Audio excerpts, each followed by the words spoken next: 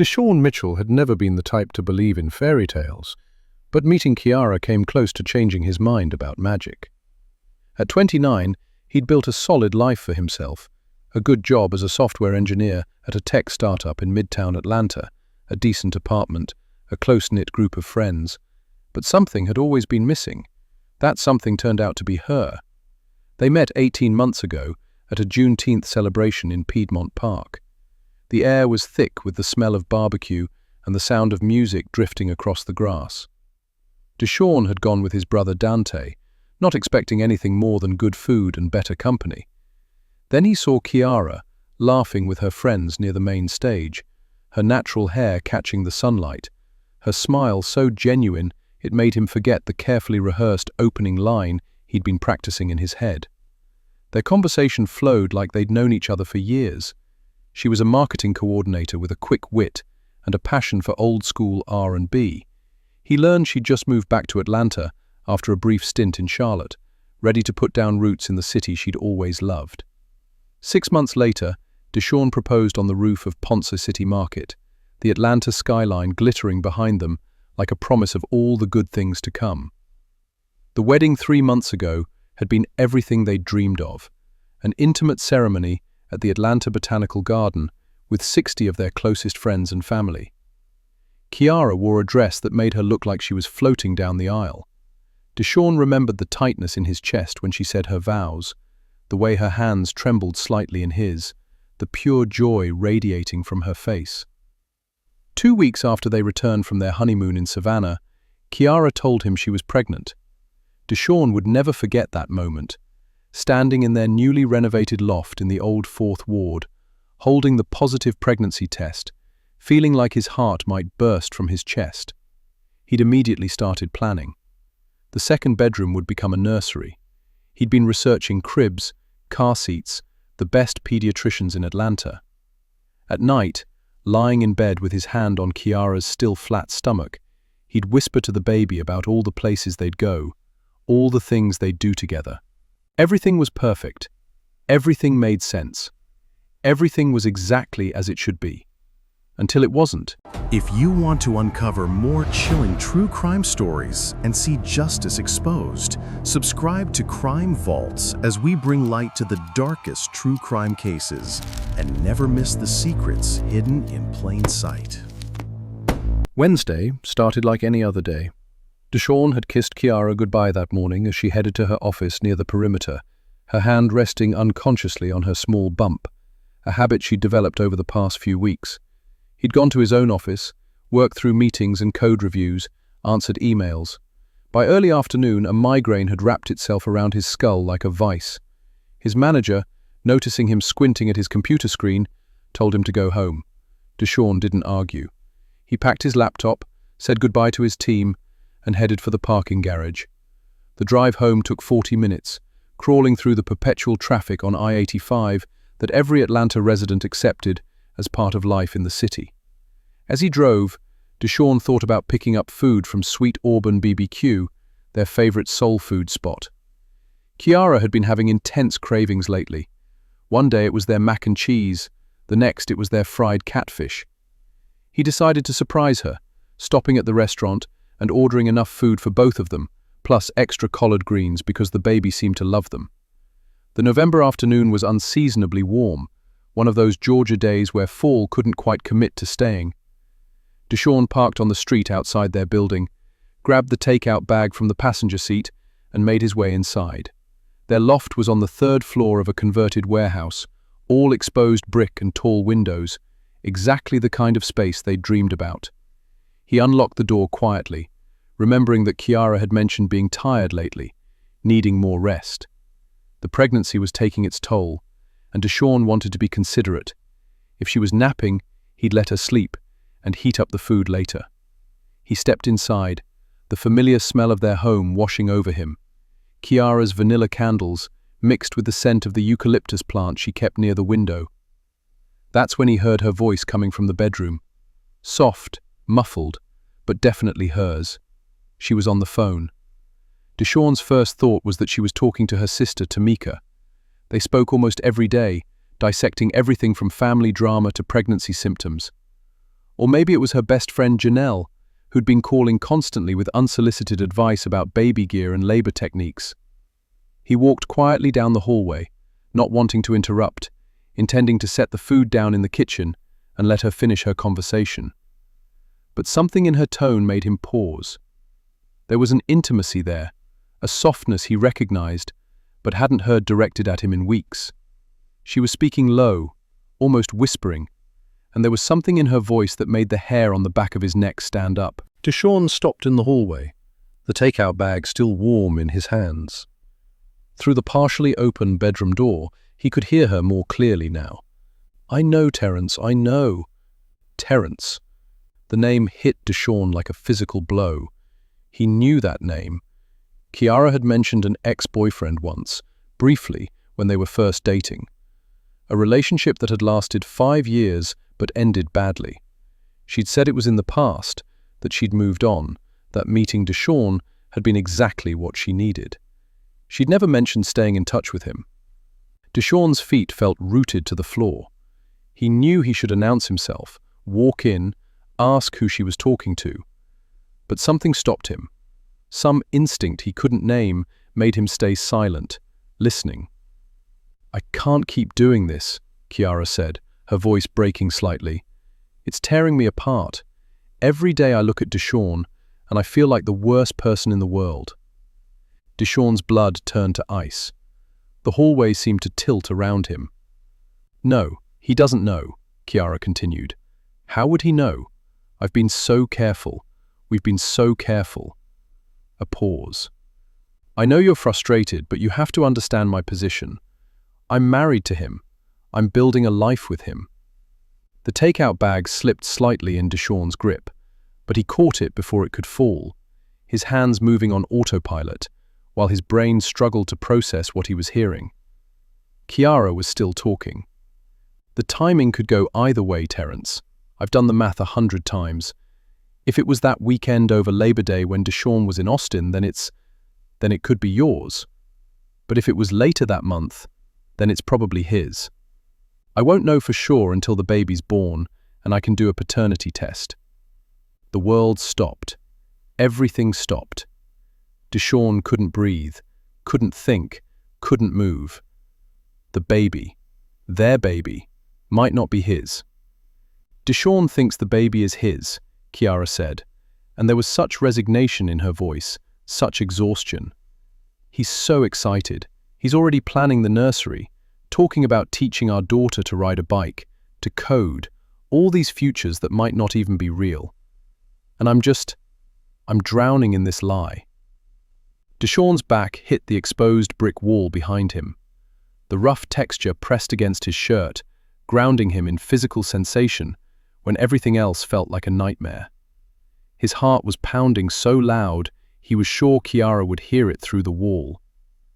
"I love him, Terence. I do love him. But I don't know if I ever stopped loving you." Kiara's voice was crying now, soft sobs punctuating her words. "When we broke up because you said you weren't ready to get married, I thought I'd die. 5 years together and you couldn't commit. So when I met Deshawn and he was everything you weren't, stable, ready, sure about wanting a future, I thought that was the universe telling me to move on." Deshawn felt something crack inside his chest. Every moment of their relationship was suddenly suspect. Every smile, every touch, every "I love you." "But then you came back," Kiara continued, her voice steadier now. 2 months after I started dating Deshawn, you showed up at my door saying you'd made a mistake, that you did want marriage and kids and everything I'd been asking for. And I should have told you it was too late. I should have sent you away. But I didn't." Deshawn closed his eyes, pressing harder against the wall, needing the pain of brick against his spine to remind him this was real. "I couldn't let you go," Kiara said. "I tried. God knows I tried. But every time you called, every time you texted, I answered. And those afternoons when I told Deshawn I was working late or meeting Janelle, I was with you. Those hotel rooms in Buckhead. That weekend I said I was at a marketing conference in Savannah. I was with you. Every lie was a blade. Deshawn could feel them all, cutting through the life he thought he knew. He remembered that Savannah conference. He'd offered to come with her, make it a romantic getaway, but she'd insisted it was all boring work sessions. He'd believed her. He'd trusted her completely. "When Deshawn proposed, I thought marrying him would make my feelings for you disappear," Kiara said. "I thought if I just committed fully, if I took that final step, my heart would catch up with my decision. And for a while I really believed it was working. The wedding was beautiful. The honeymoon was perfect. I felt like I was finally free of you." There was a long pause. Deshawn could hear Terence's voice through the phone, low and indistinct, but clearly agitated. "I know you want me to tell him," Kiara said, her voice rising slightly. "I know you want me to leave him and figure this out together. But I can't do that. Not yet. Not until I know who the father is. Can you imagine telling Deshawn the truth and then finding out the baby is his? Can you imagine destroying our marriage for nothing?" For nothing. The words echoed in Deshawn's head. His marriage, his trust, his love, all reduced to nothing. "I've already scheduled a private paternity test for after the baby's born," Kiara said. "There's a clinic that specializes in discreet testing. Once I know for sure, then I can make a decision. If it's yours, I'll tell Deshawn everything, and we'll figure out how to move forward. If it's his, then I need to decide what I want my life to look like." Deshawn felt his knees weaken. She was planning this, calculating, waiting to see which way the genetic dice would fall before deciding which man to choose. He was just an option, a possibility, a backup plan. "No, Terence, I'm not stringing you along," Kiara said, frustration creeping into her tone. "This is an impossible situation. I'm 3 months pregnant, I'm married to a good man who loves me, and I'm still in love with my ex-boyfriend. There's no right answer here, there's just damage control." She was quiet for a moment, listening. "I know you think I should have been honest from the beginning," she finally said. "And you're right. I should have told Deshawn about us when we first started dating. I should have told him when you came back. I should have told him before I married him. I definitely should have told him when I found out I was pregnant and realized the dates were close. But I didn't. And now here we are, and I have to deal with the mess I created." The mess she created. Their marriage was a mess. Their baby was a question mark. Deshawn's entire life had been reduced to collateral damage in Kiara's inability to choose between two men. "I need to go," Kiara said suddenly. "Deshawn might come home early. He had a migraine this morning. I'll call you tomorrow. I love you too." Deshawn heard the click of her phone being set down on the nightstand. He heard her sigh, long and shaky. He heard the bed springs creak as she shifted position. And he stood in the hallway of his own home, a complete stranger to the life he thought he was living. Deshawn's body moved before his mind could fully process the command. He backed away from the bedroom door, his movements careful and deliberate, like he was defusing a bomb. Every step was calculated. Every breath was measured. He couldn't let her know he was here. Not yet. He needed time to think, to plan, to understand the full scope of this devastation. He walked back to the kitchen, his legs somehow still functioning, despite feeling like they might give out at any moment. He set the takeout bag on the counter, the food they would never eat together.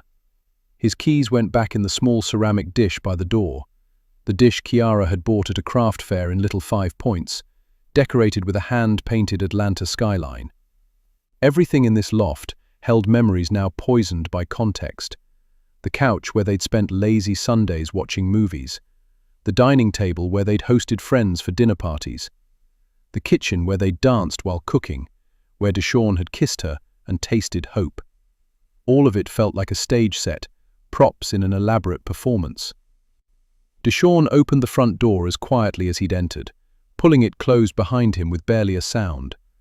The hallway outside their loft was empty, the building quiet in the afternoon lull. He walked to the stairs, taking each flight down with robotic precision, his hand gripping the railing to keep himself upright. When he reached his car, he sat in the driver's seat and stared at the steering wheel. The late afternoon sun streamed through the windshield, warm on his face, absurdly cheerful. Around him, Atlanta carried on. Cars passing, people walking their dogs, someone unloading groceries from their trunk. The world hadn't ended. It just felt like it had. Deshawn started the engine and pulled into traffic with no destination in mind. He drove through the city he loved, past the Fox Theatre with its marquee announcing some show he'd never see, through little Five Points where street artists sold their work on the sidewalk, along Ponce de Leon Avenue where the late afternoon traffic was building. Everything looked the same. Everything felt different. He found himself in a parking lot near Piedmont Park, the car idling, the radio silent. Through the windshield, he could see the downtown skyline, the buildings where people were finishing their workdays, probably thinking about dinner, about getting home to their families, about normal problems like traffic and what to watch on TV. Deshawn envied them.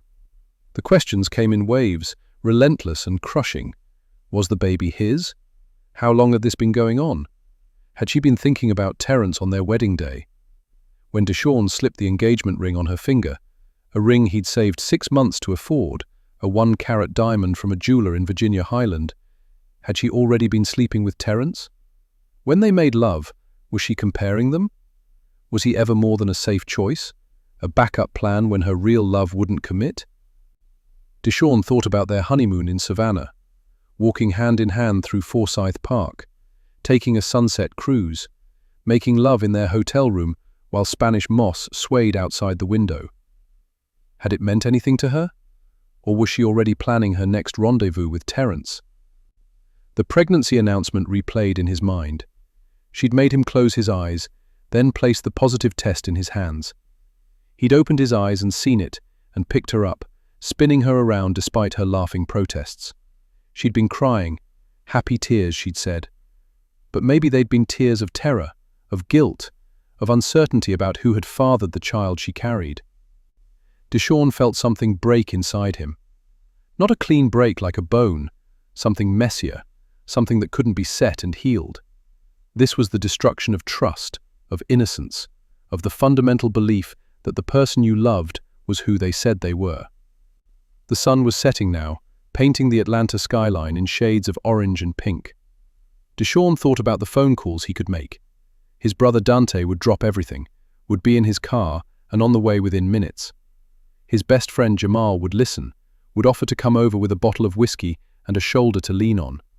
His mother Loretta would know what to say, would have the kind of wisdom that only comes from living through your own heartbreaks and coming out the other side. But how could he put this into words? How could he explain that his entire marriage was built on a foundation of lies? That his wife was in love with another man? That the baby he'd been preparing for, dreaming about, loving before she was even born, might not be his? The shame of it washed over him. How had he not seen this? Were there signs he'd missed? Had he been willfully blind, so desperate for the perfect life that he'd ignored the red flags? Deshawn searched his memory for clues. Kiara had seemed distant sometimes, lost in thought, but he'd attributed it to work stress or pregnancy hormones. She'd been protective of her phone, but lots of people were. She'd had late nights and weekend work events, but her job demanded that sometimes. Or so he'd thought. Now every memory was suspect. Every explanation needed to be re-examined. Every moment of their relationship viewed through the lens of her betrayal. But beneath the pain, beneath the shock, something else was growing. Something colder and more calculating. Deshawn worked in tech. He understood systems, processes, problems that needed solutions. And right now, he had a problem that needed solving. He needed information. He needed evidence. He needed to protect himself. Because if this went to divorce, and how could it not, he needed documentation. He needed proof of the affair. He needed to ensure that if the baby wasn't his, he wouldn't be trapped paying child support for another man's child. He needed to be smart. The old Deshawn, the one who'd woken up this morning excited about his wife and future baby, would have stormed back to the loft and demanded answers. He would have confronted Kiara immediately, driven by emotion and righteous anger. But that Deshawn was dead.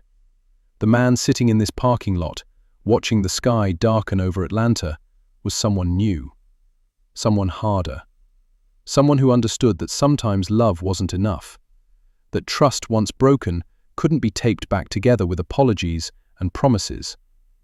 This new Deshawn needed a plan. He pulled out his phone and searched for divorce attorneys in Atlanta. Not because he was ready to file, he needed more information first, but because he needed to understand his options. He found a firm in Buckhead with good reviews, specializing in complex marital cases. He saved the number. Then he took a deep breath and started the car. It was time to go home. Time to walk back into that loft and pretend everything was fine. Time to give the performance of his life. When Deshawn walked through the door at 8 p.m., Kiara was on the couch, watching a reality show about Atlanta housewives, wrapped in the soft blanket they'd bought together at a farmer's market. She looked up and smiled, and Deshawn felt his stomach turn. That smile was so genuine, so warm. She was good at this, really good. "Hey, baby," she said, concern crossing her face. "How's your head? You look exhausted." Deshawn set his keys in the dish by the door, the movements automatic. "It got worse after I left the office," he said, and he was impressed by how normal his voice sounded, steady, calm. "I sat in my car for a while, then just drove around to clear it. Sometimes that helps more than medicine." "You should have called me," Kiara said, getting up from the couch. She walked over and wrapped her arms around him, her small bump pressing against his stomach. "I would have come to get you. You shouldn't drive with a bad migraine." Deshawn hugged her back, his arms moving through muscle memory while his mind screamed. This woman holding him, this woman who smelled like the coconut oil she used in her hair, this woman whose heartbeat he could feel against his chest. She'd been lying to him for over a year. "It's fine," he said, pulling back gently. "I'm okay now. How was your day?" They moved to the kitchen. Kiara heated up leftovers from the night before, while Deshawn sat at the counter, watching her move around their kitchen. She talked about her day, a difficult client meeting, a co-worker's drama, the general exhaustion that came with the first trimester finally lifting. "Did you talk to anybody today?" Deshawn asked, keeping his tone casual. "Just my sister," Kiara said, not missing a beat. "She called to check in, see how I was feeling. Oh, and I had a quick call with Janelle about the baby shower she's planning. She has some wild ideas." The lie rolled off her tongue like the truth. Deshawn nodded, smiled, asked follow-up questions about Tamika and the baby shower. Inside, he was screaming. Inside, he was dying. But outside, he was the perfect husband, interested and engaged and loving. They ate dinner at the table they'd picked out together at an estate sale in Grant Park. Kiara talked about baby names she'd been considering. Girls' names, since they'd found out at the last ultrasound they were having a daughter. She liked Zara. Deshawn had suggested Nia. They went back and forth, laughing about potential middle names, discussing which names sounded best with Mitchell as a last name. Except, it might not be a Mitchell. It might be whatever Terrence's last name was. Deshawn watched Kiara rest her hand on her bump, that unconscious gesture pregnant women make, connecting with the life growing inside them. She talked about feeling the first flutters of movement, describing the sensation as tiny bubbles, like butterfly wings. "I wish you could feel it too," she said softly, reaching for his hand and placing it on her stomach. "Soon you will. In a few more weeks, the kicks will be strong enough for you to feel them from the outside." Deshawn kept his hand there, feeling the warmth of her skin through her shirt, and wondered whose child was in there. His? Terrence's? A little girl who would look at him and call him daddy? Or a little girl who would be a constant reminder of betrayal? After dinner, they watched TV together. Kiara curled against him on the couch like always, her head on his shoulder, her hand playing with his fingers. A normal evening. A typical Wednesday night for a married couple expecting their first child. Except nothing about it was normal. Nothing about it was real. When they went to bed, Kiara kissed him goodnight, told him she loved him, and settled into her side of the bed with a pregnancy pillow supporting her growing belly. Within 10 minutes, her breathing had deepened, evening out into the rhythm of sleep. She slept peacefully, unburdened by guilt or fear of discovery. Deshawn stared at the ceiling, listening to her breathe, and planned his next move. The next morning, Deshawn waited until Kiara left for work, kissing her goodbye at the door and telling her to have a good day. The moment her car pulled out of the parking lot, visible from their third-floor window, he turned back to their loft with new eyes. This wasn't his home anymore. This was a crime scene, and he needed to collect evidence. Conversation and the mountain of lies that followed. "Yeah," he said, squeezing her hand, "we're lucky." And he wondered if she could hear the hollowness in his voice, or if she was too wrapped up in her own deception to notice. February 26th arrived like any other day, until it didn't. Deshawn woke at 3 a.m. to Kiara shaking his shoulder, her voice tight with pain. "My water broke," she said. "We need to go to the hospital, now." They'd practiced this. The hospital bag had been packed for weeks, sitting by the door. Deshawn helped Kiara get dressed, grabbed the bag, and guided her to the car. The drive to Piedmont Hospital took 15 minutes through empty, pre-dawn streets. Kiara breathed through contractions, gripping the handle above the passenger door, her face drawn in pain. At the hospital, they were checked into a labor and delivery room. A nurse hooked Kiara up to monitors that tracked the baby's heartbeat and the strength of contractions. An IV was placed. The obstetrician checked her progress. 4 centimeters dilated, a long way to go. What followed were 14 hours that felt eternal. Contractions came in waves, growing stronger and closer together. Kiara squeezed Deshawn's hand until he thought his bones might crack. He coached her breathing the way they'd learned in birthing class, fed her ice chips, wiped sweat from her forehead. The role of supportive husband came easily because he'd been practicing it for months. Around hour 10, Kiara looked at him with exhausted eyes and said, "I love you so much. Thank you for being here. Thank you for being you."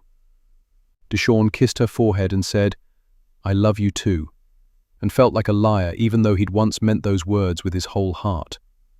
At 5:47 p.m., after one final tremendous push, their daughter entered the world. 7 pounds, 4 ounces. Perfect rosebud lips and a scrunched face and a full head of dark hair. The obstetrician placed her on Kiara's chest for skin-to-skin contact, and Kiara cried the way new mothers do, overwhelmed with joy and relief and love. Then, the nurse wrapped the baby in a hospital blanket and placed her in Deshawn's arms. He looked down at this tiny person, this beautiful little girl who might or might not be his daughter, and felt something crack wide open in his chest. Love and anguish in equal measure. Hope and dread intertwined so tightly he couldn't separate them. She had Kiara's nose, delicate and small.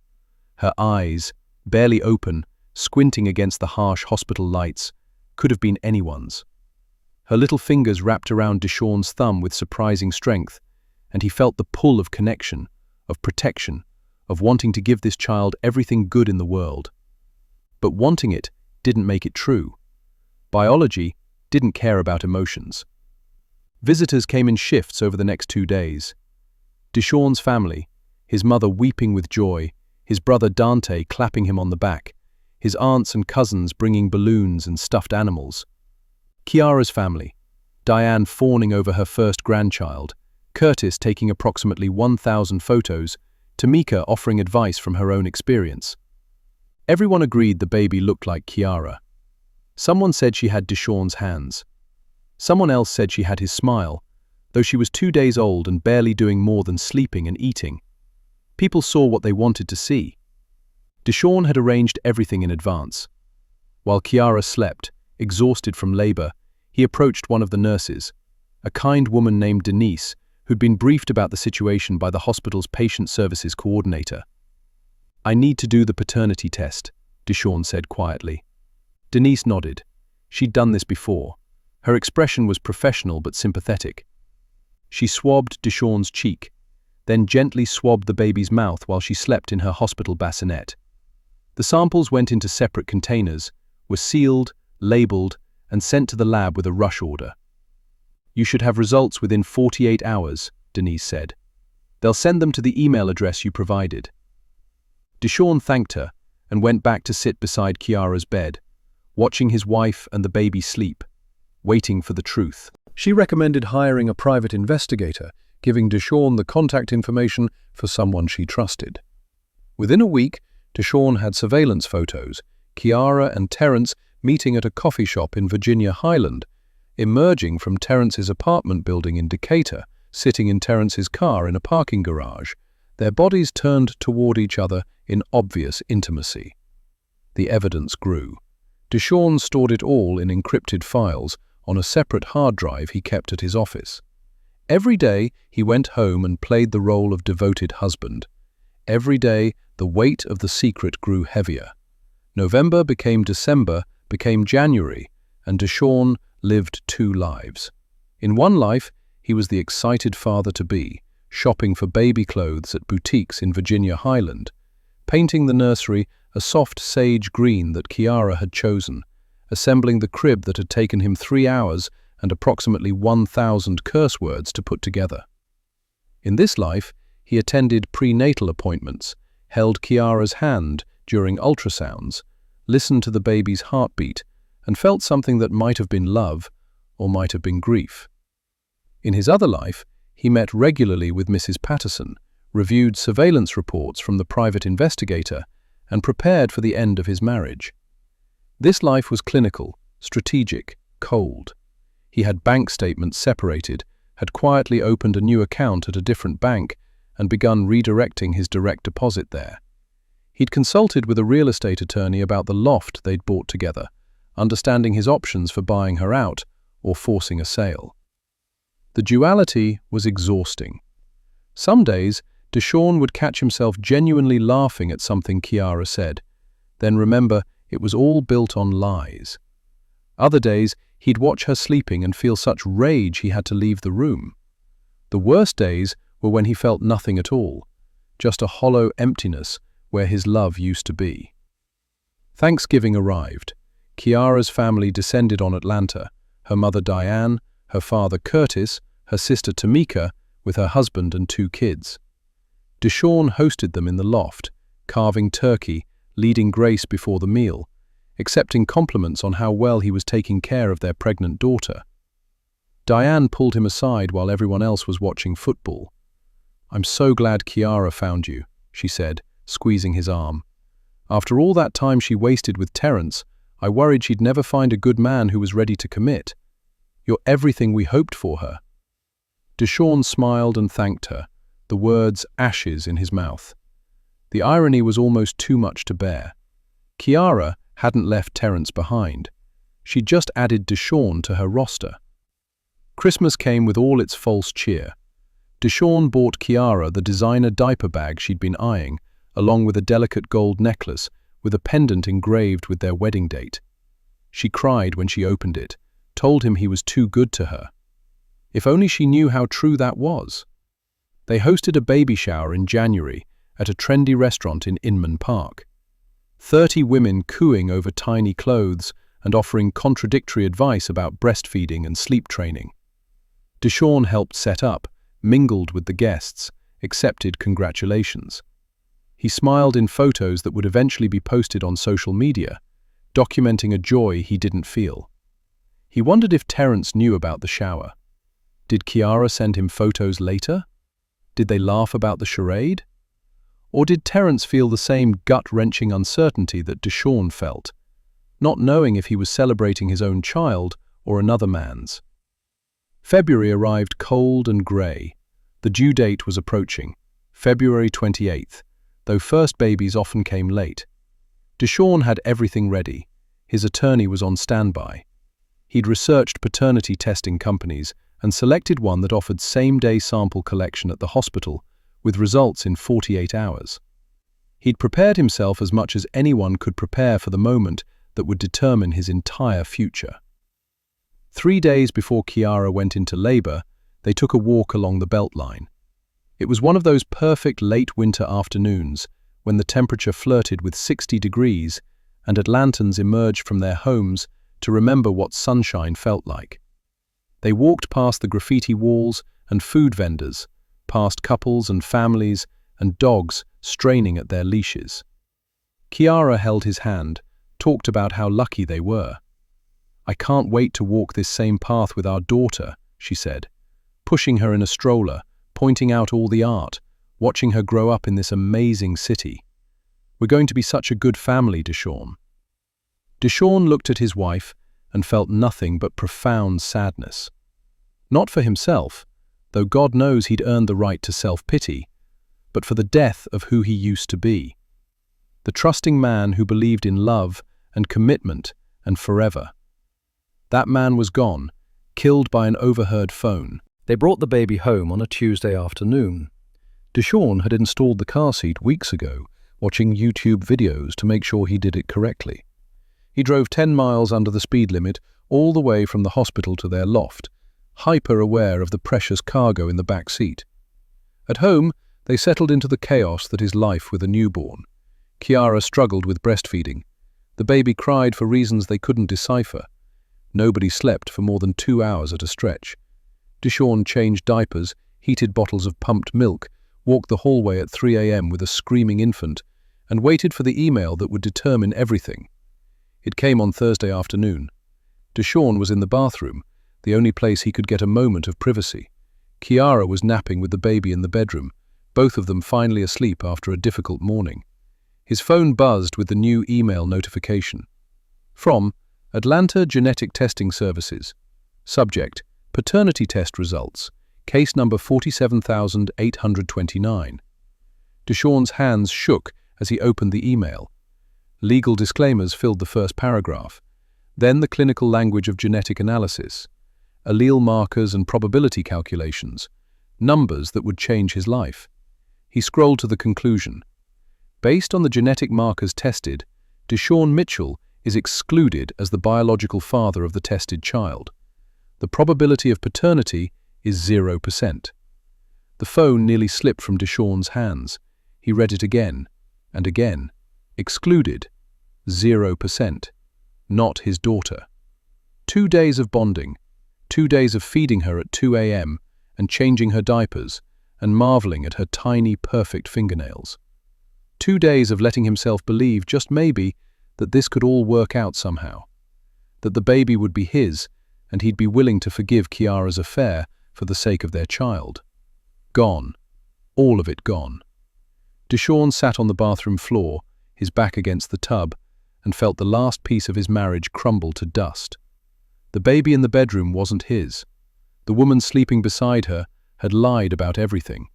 9 months of pretending. 9 months of gathering evidence. 9 months of living in hell while maintaining the appearance of heaven. It was over. He forwarded the email to Mrs. Patterson with a single line. The test came back. She's not mine. Please file the annulment papers.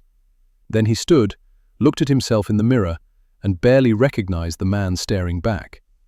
But this man had a job to do. One final performance, one last conversation. Then he could start putting together the pieces of whoever he was going to become next. Deshawn walked into the bedroom where Kiara was just waking up, the baby still asleep in the bassinet beside the bed. Kiara smiled at him, that warm, sleepy smile he used to love, and started to say something about how grateful she was that he'd let her nap. He held up his phone, showing her the email. The smile died on her face. All the color drained from her skin. She sat up, her hand going to her mouth, her eyes wide with the kind of panic that comes when your worst nightmare materializes. "Deshawn," she whispered, "I can explain." "I know everything," he said, his voice eerily calm. "I've known for months. I heard your phone call with Terrence in November. I know about the affair. I know you've been sleeping with him since 2 months after we started dating. I know about the hotel rooms and the lies and all of it." Kiara started crying, deep sobs that shook her whole body. "I'm so sorry," she said. "I'm so sorry. I never meant for any of this to happen. I was confused, and I made terrible choices, and You married me, knowing you might be pregnant with another man's child," Deshawn said. Each word was precise, controlled. "You stood in that garden and made vows while you were sleeping with your ex-boyfriend.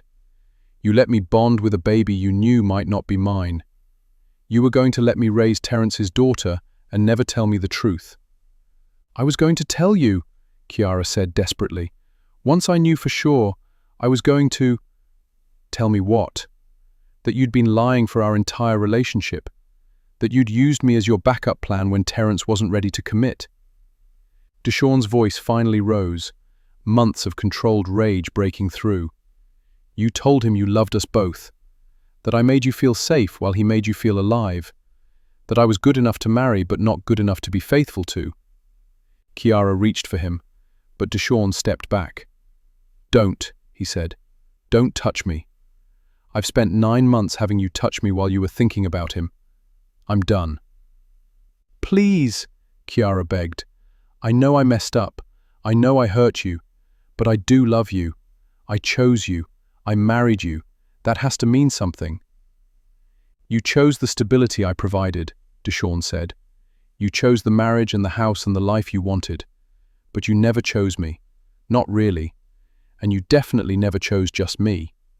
He told her about the annulment papers that would be filed Monday, about the evidence he'd collected, emails, photos, hotel receipts, surveillance reports, about how Georgia law would treat their marriage as if it had never existed once the fraud was proven. "You can keep the loft," he said. "I don't want it. You can keep the furniture, the baby gear, everything. My brother Dante is coming with a truck in an hour. I'm taking my clothes and my computer, and I'm leaving. I've already transferred my name off the lease." "What about—" Chiara looked at the bassinet where the baby slept, oblivious to the destruction happening around her. "She's not my daughter," Deshawn said, and saying it out loud made it real in a way that hurt more than he'd expected. "She's yours and Terence's. I hope you two figure out how to be good parents to her. She deserves better than the mess you've created." "Do you want to say goodbye to her?" Chiara asked, her voice breaking. Deshawn looked at the tiny baby, swaddled in the hospital blanket with little footprints on it. 2 days old, innocent in all of this. He'd fed her just this morning, marveled at how her whole hand could wrap around his finger. He'd already started loving her, and that was the cruelest part of all. "No," he said finally. "Tell her the truth when she's old enough. Tell her that lies destroy everything they touch. Tell her to be better than we were." Then Deshawn Mitchell walked out of the bedroom, out of the loft in Old Fourth Ward, out of the life he'd built with someone he'd never really known. His brother was waiting downstairs with a moving truck. By sunset, all evidence that Deshawn had lived there would be gone. 6 months later, Deshawn lived in a smaller apartment in East Atlanta. He'd started therapy. He was learning to trust again, slowly, carefully, with the kind of caution that comes from being burned. He'd heard through mutual friends that Chiara and Terence had tried to make it work, but broke up after 3 months, unable to build a relationship on the foundation of betrayal. Chiara was raising the baby alone, working and juggling childcare, learning the hard way that actions have consequences. Sometimes, late at night, Deshawn thought about that little girl, wondered if she was healthy, if she was happy, hoped that she'd grow up knowing her worth, never settling for being someone's safety net or backup plan. He hoped Chiara had learned something from the wreckage of their marriage, though he doubted it. Mostly, though, Deshawn was learning to be himself again. Not the naive man who'd believed in fairy tales, not the bitter man who'd lived a double life for 9 months. Someone in between, someone wiser, harder, but also more authentic. Someone who knew the difference between love and performance. Someone who understood that the truth, no matter how painful, was always better than living a lie. One overheard phone conversation had unraveled his entire life. But in the unraveling, he'd discovered something more valuable than the false happiness he'd been living. He'd discovered himself. And he was learning, one day at a time, that sometimes the life you lose was never really yours to begin with. If you want to uncover more chilling true crime stories and see justice exposed, subscribe to Crime Vaults as we bring light to the darkest true crime cases and never miss the secrets hidden in plain sight.